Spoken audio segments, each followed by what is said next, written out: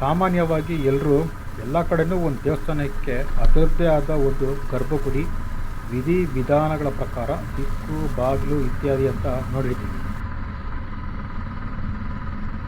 ಆದರೆ ವಿಘ್ನಗಳನ್ನು ವಿನಾಶ ಮಾಡೋ ವಿಘ್ನೇಶ ಗಣೇಶ ನಮ್ಮ ಗಣಪನ ಓಪನ್ ಪ್ಲೇಸ್ನಲ್ಲಿರೋ ದೇವಸ್ಥಾನ ನೋಡಿದ್ದೀರಾ? ಎಸ್, ಆ ಥರದೊಂದು ದೇವಸ್ಥಾನದ ಹೆಸರೇ ಸೌತಡ್ಕ ಮಹಾಗಣಪತಿ ದೇವಸ್ಥಾನ. ಈ ಬೈಕ್ ರೈಡ್ನಲ್ಲಿ ಆ ದೇವಸ್ಥಾನದ ಬಗ್ಗೆ ಸ್ವಲ್ಪ ತಿಳಿಯೋಣ.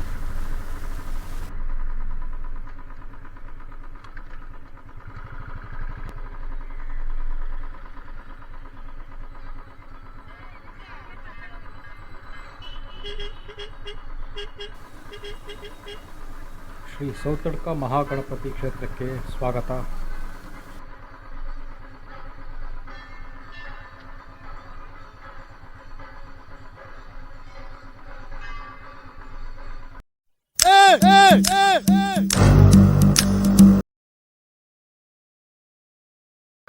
ಬಂದಿದ್ದೀರಾ ಇದಕ್ಕೆ ಮುಂಚೆ?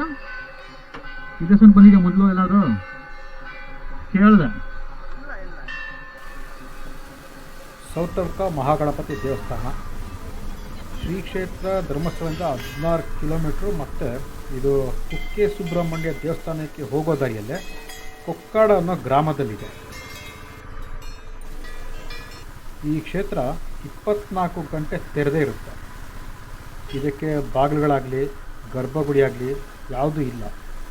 ಯಾಕೆ ಅಂತ ತಿಳಿದುಕೊಳ್ಳೋಕ್ಕೆ ಹೋದರೆ, ಬಹಳಷ್ಟು ವರ್ಷಗಳ ಹಿಂದೆ, ಅಂದರೆ ರಾಜರ ಆಡಳಿತ ಕಾಲದಲ್ಲಿ ಈ ಸ್ಥಳೀಯ ರಾಜಮನೆತನದ ವಿರುದ್ಧ ಶತ್ರುಗಳು ಯುದ್ಧ ಮಾಡಿದ್ರೋ ಅಥವಾ ರಾಜ ಬೆಳವಣಿಗೆ ಬೆಳೆಯೋದನ್ನು ಸಹಿಸದೆ ದಾಳಿ ಮಾಡಿದ್ರು. ಸೊ ಆ ಘಟನೆಯಲ್ಲಿ ಎಲ್ಲ ಧ್ವಂಸ ಮಾಡಿದ್ರಂತೆ.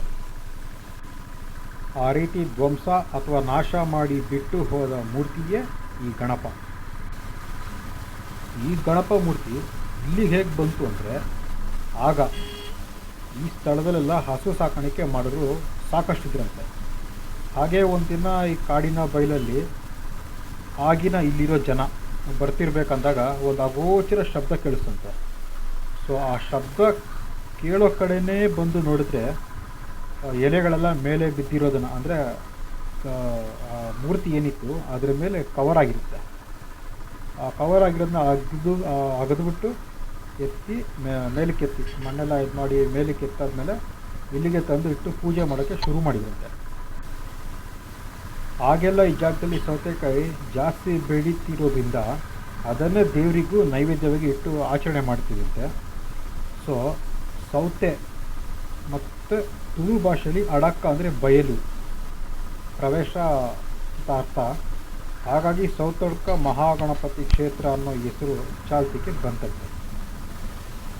ಬಹುಶಃ ಎಲ್ಲರೂ ದೇವಸ್ಥಾನವನ್ನು ಕಟ್ಟೋಕ್ಕೆ ಕಾರಣಗಳನ್ನು ಕೇಳಿರ್ತೀರ, ಇಂಟ್ರೆಸ್ಟಿಂಗ್ ಕೂಡ ಇರುತ್ತೆ.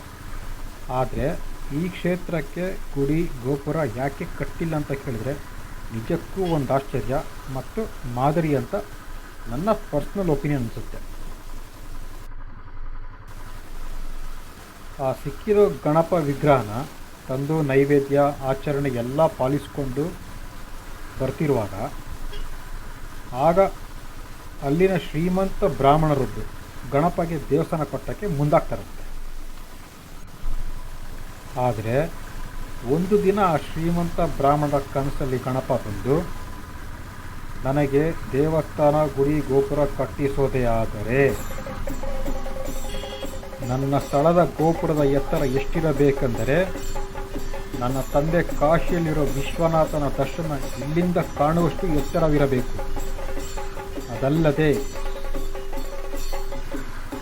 ಸೂರ್ಯಾಸ್ತಮವಾಗಿ ಮತ್ತೆ ಮರುದಿನ ಸೂರ್ಯೋದಯ ಆಗೋದ್ರೊಳಗೆ ಕಟ್ಟಿಸಬೇಕು ಅಂತ ಹೇಳಿದ್ರು. ಸೊ ಜನರಲ್ಲಿ ಅದನ್ನು ಊಹೆ ಮಾಡ್ಕೊಳ್ಳೋಕ್ಕೂ ಆಗೋದಿಲ್ಲ. ಆದ್ದರಿಂದ ದೇವಸ್ಥಾನ ಗುಡಿ ಗೋಪುರ ಸ್ಥಾಪನೆ ಮಾಡಿಲ್ಲ ಅಂತ ಇಂಟ್ರೆಸ್ಟಿಂಗ್ ಆಶ್ಚರ್ಯಕರ ಒಂದು ಕಡೆ. ಆದರೆ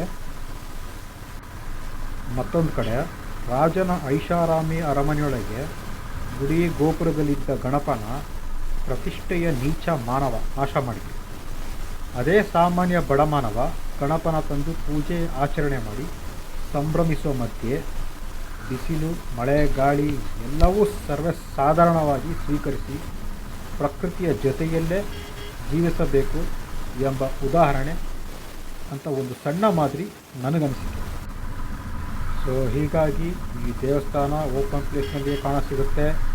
ಇಲ್ಲಿಗೆ ಬರಬೇಕಂದ್ರೆ ಧರ್ಮಸ್ಥಳದಿಂದ ಶೇರ್ ಆಟೋ ಕೂಡ ಸಿಗುತ್ತೆ. ಪಿಕಪ್ ಆ್ಯಂಡ್ ಡ್ರಾಪ್ ಎರಡೂ ಕಡೆ ಅವರದ್ದೇ ಆಗಿರುತ್ತೆ. ಹೀಗಂತ ಮಾಹಿತಿ ತಿಳಿಸ್ಕೊಡ್ತಾ ಮುಂದೆ ಸಾಗ್ತಾ ಇದ್ದೀನಿ. ಸಿಗೋಣ ಮತ್ತೆ.